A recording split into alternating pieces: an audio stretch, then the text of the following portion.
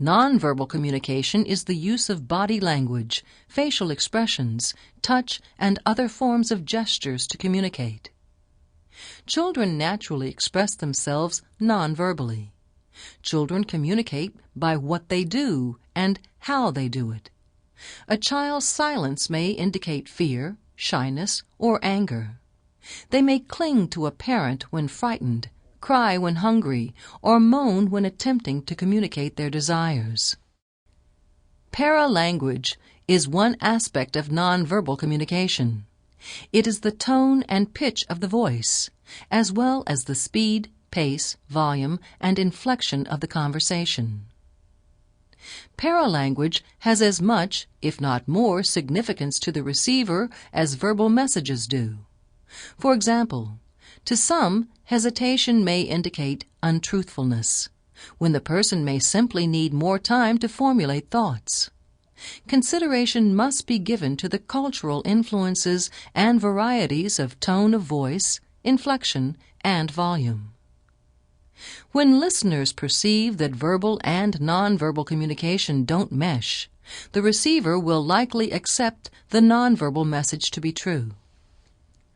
Body language refers to movement of body parts and includes gestures and posture.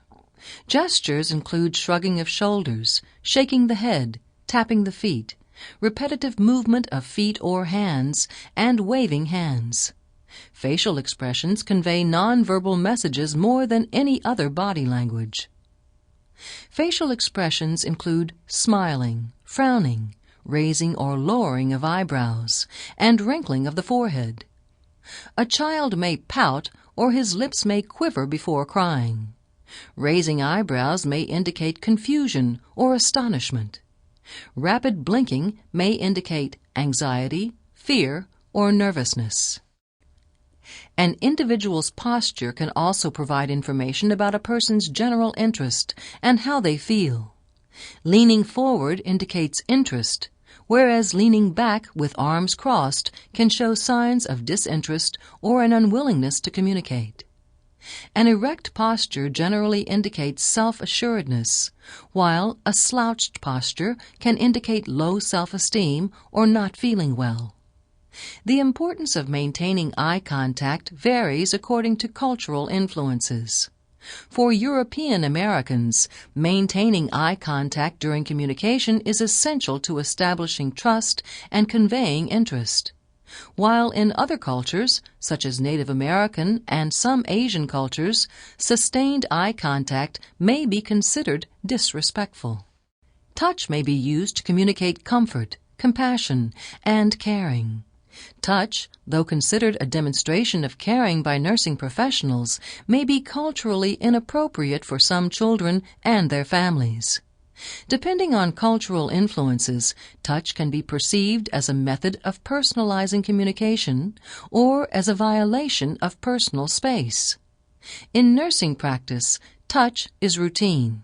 Therefore, its use requires sensitivity and respect. The physical appearance of the child and family members can convey significant nonverbal messages. Clothing style, grooming, and jewelry items, such as religious items, can provide insight to the child's care and cultural beliefs. At the same time, a nurse's physical appearance communicates nonverbal messages as well.